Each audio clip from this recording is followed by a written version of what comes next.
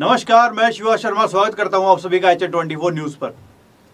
भारत सरकार समय समय पर हिदायत दे रही है कि कोई किसी कर्मचारी को काम से नहीं हटाएगा, उनका कोई वेतन नहीं रोका जाएगा।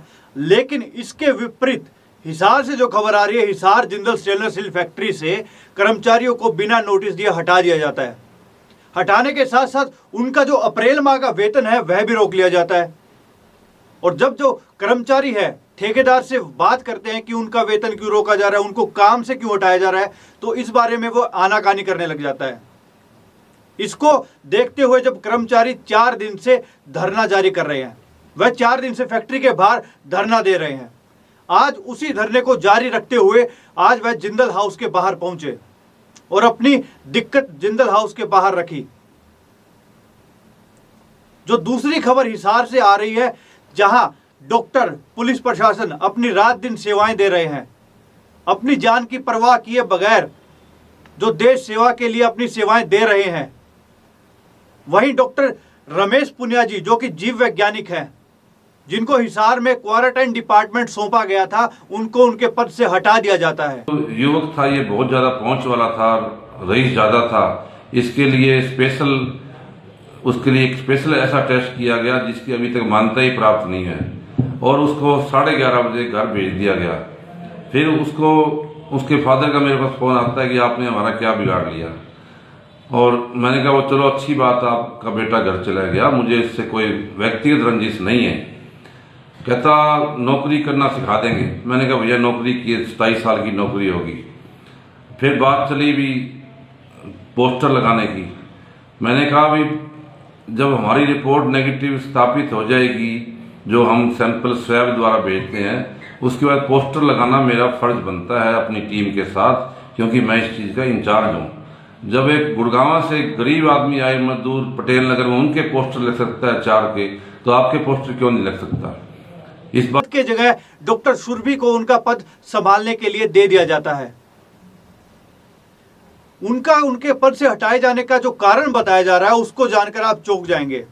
जब एक व्यक्ति जो बाहर राज्य से आता है, उनके घर के बाहर जब डॉक्टर पुनिया जी क्वारंटाइन का पोस्टर लगाने के लिए जाते हैं, तो उस लड़के द्वारा कहा जाता है कि अगर वह उनके घर के बाहर पोस्टर लगाएंगे तो उनको उनका हर्जाना भुगतना पड़ेगा।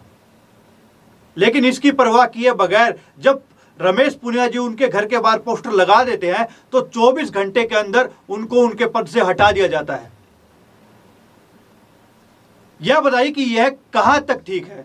अगर कोई अधिकारी अपनी सेवाएं निष्पक्ष रूप से देता है तो उन्हें उनकी यह झेलना पड़ता है कि उनको उनके पद से हटा दिया जाता है।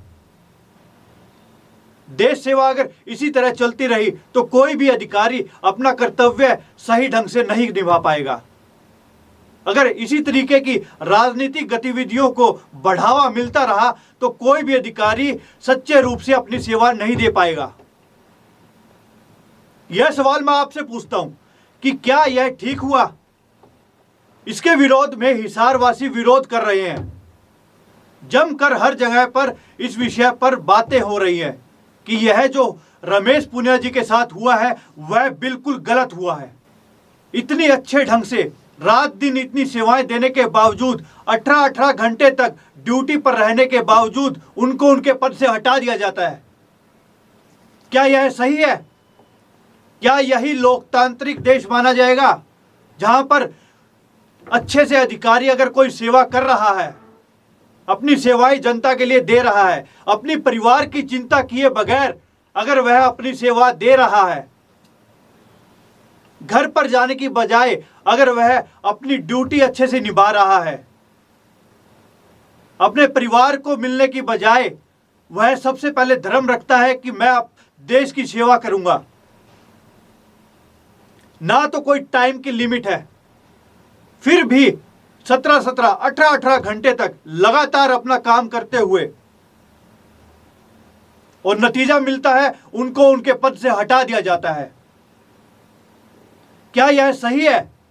क्या इसी तरीके का नतीजा हमें आगे देखने को मिलेगा? इसी के साथ जो दूसरी खबर आ रही है वो हिसार के राजगुरु मार्केट से। हिसार राजगुरु मार्केट में दुकानदारों द्वारा फ्री में सैनिटाइजर व फेस मास्क बांटे गए। इस महामारी से बचने के लिए जहां कह रहे हैं कि सोशल डिस्टेंसिंग इसका उपचार है, सामाजिक दूरी बनाना ही इसका उपचार है, इसी को ध्यान में रखते हुए दुकानदार जो है हिसार राजगुरु मार्केट में सैनिटाइजर व फेस मास्क बांटते हुए नजर आए। दुकानदार जो दुकान पर सामान लेने के लिए आ रहे हैं उनको फेस मास्क देते रहे ताकि इस महामारी से बचा जा सके, संक्रमण का जो खतरा है वह और ना फैले, हिसार को और नतीजे कोरोना वायरस से रिलेटेड और नतीजे भुगतने ना पड़े। इसी के साथ आज 8 बजे देश के प्रधानमंत्री नरेंद्र मोदी जी देश को संबोधित करेंगे।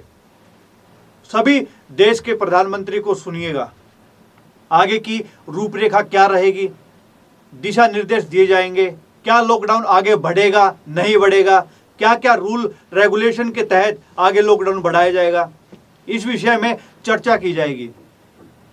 इसलिए जरूरी है कि आप प्रधानमंत्री नरेंद्र मोदी जी का भाषण सुनने के लिए रात 8 बजे नरेंद्र मोदी जी के चैनल पर जुड़े रहें। चैनल से जुड़े रहने के लिए लाइक, फॉलो, शेयर करें। मैं शिवा शर्मा, दीजिए मुझे इजाजत। नमस्कार।